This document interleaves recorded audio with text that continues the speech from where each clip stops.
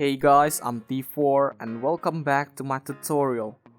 So this time, I'm gonna teach you how to remove KineMaster Watermark for free. So if you see here,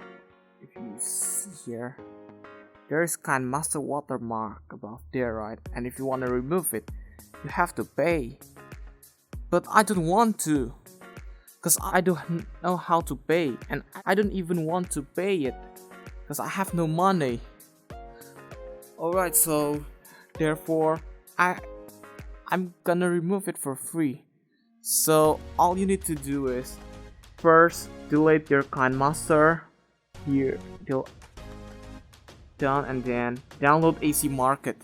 AC Market is not available in Play Store, so therefore you have to search it in the internet. You have to search for the link, but don't worry, I have provided the link on the description below.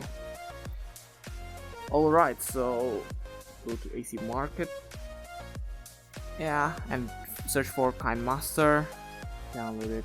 Once it's downloaded, install. Okay, just go ahead, open it.